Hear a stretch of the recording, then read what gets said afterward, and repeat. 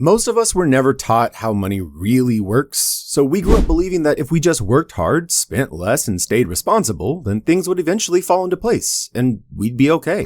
We tried to do the right things, we looked for stable work, made sure the bills were paid on time, and for a while, maybe it felt like that was the smart way to go. But then came that quiet moment, maybe in the middle of a workday, when you pause and think, is this really it? Like we kept moving, but never really arrived. I've been there too. What no one told me, and what I wish I learned earlier, is that money has rules of its own. Not just numbers and budgets, but how it moves, how it grows, and how it shows up differently depending on what we focus on. No one handed us that manual, but we can start writing our own today. And maybe real change begins when we start seeing money not as something to fear or chase endlessly, but as something we can understand, learn, and work with.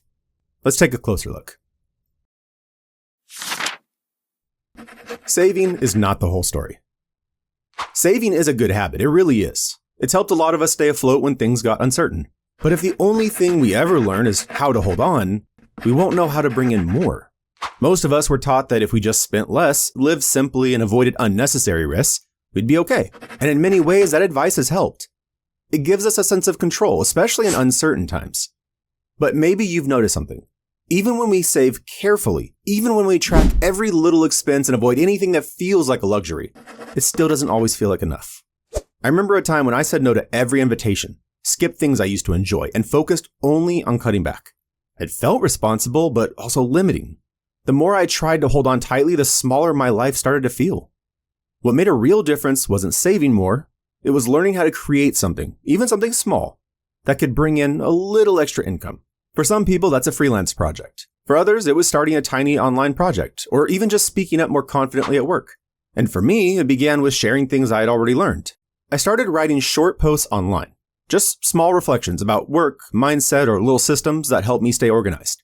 I didn't think anyone would really care, but over time, people started to respond. A few people started asking for advice, and some even offered to pay me for a quick call, a simple guide, or a bit of support. It caught me by surprise. Slowly, what started as a way to share turned into a small way to earn extra money. It helped me cover basic expenses and even save up for a short weekend trip. It didn't turn into a business overnight, but it reminded me that I had more value than I gave myself credit for, and that even small steps could open up new financial possibilities.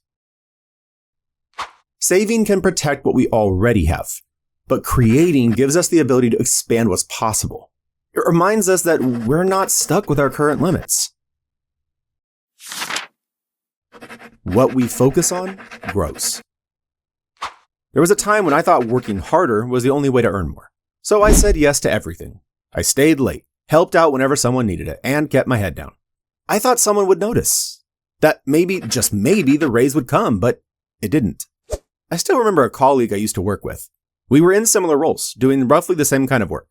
But after a while, I noticed they were getting raises more often. What did they do that I didn't?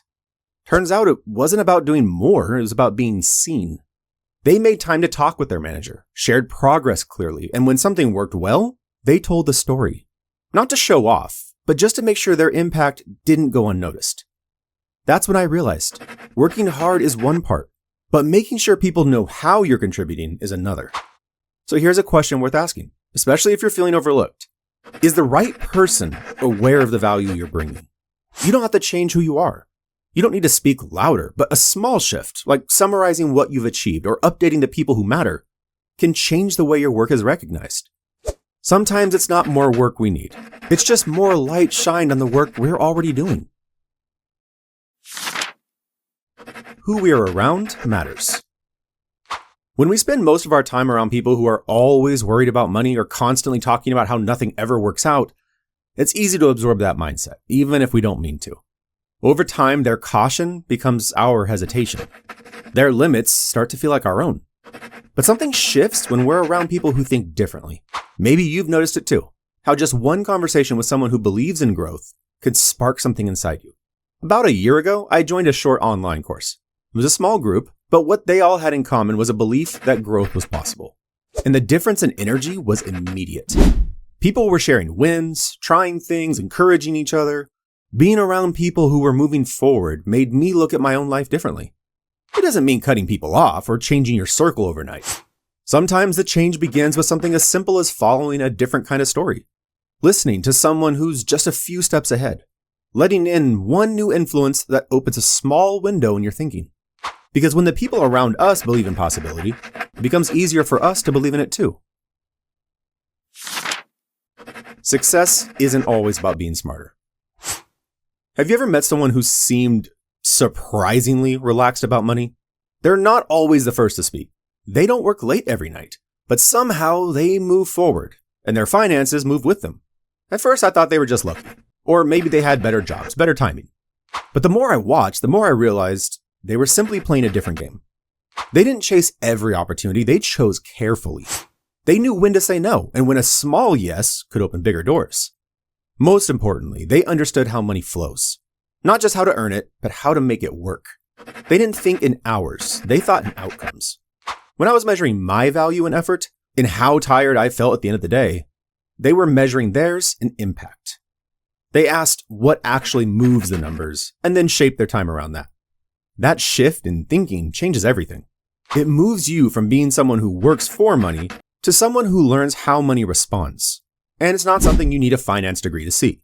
It just takes a little distance, a little curiosity, and a willingness to stop assuming that more effort always means more progress. Because once we stop thinking only in terms of working harder, we create space to think differently.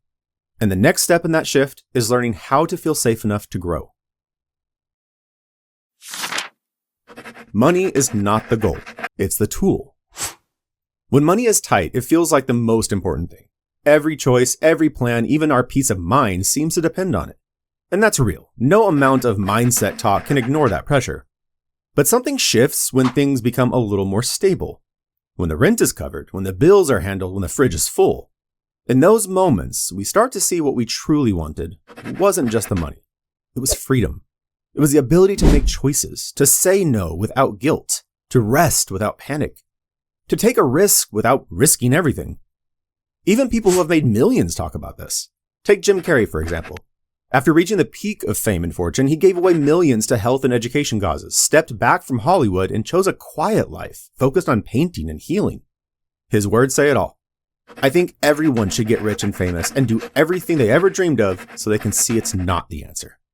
That's a powerful shift. And that's the difference. When we treat money as the final goal, we chase endlessly. But when we treat it as a tool, we use it. So maybe the better question isn't how much do I need, but what do I want this money to unlock? Because when we shift the goal from earning more to living better, money stops being something we fear and becomes something we can work with. We begin using it differently. Not just saving to feel safe, but directing it toward what actually matters. Whether that's time with family, the freedom to rest, or the chance to explore something new. It's okay to begin from here. Most of us were never taught how to build a healthy relationship with money. We were told to save, to work hard, to stay safe, but not how to grow, how to decide, or how to feel in control. And if more income hasn't brought more peace, even after all that effort, just know that quiet struggle is more common than we often talk about. But that story can change. The moment we stop treating money like something we have to chase or fear, and start seeing it as something we can understand, manage, and direct, we take the power back. We begin to build not just income, but clarity. Not just safety, but choice. And I say we because I'm still in it too. I'm still learning what money really means in real life, how it works, how it shapes us, and how we can shape it back. So if you want to keep growing with me, hit the like button and subscribe. Thanks for being here.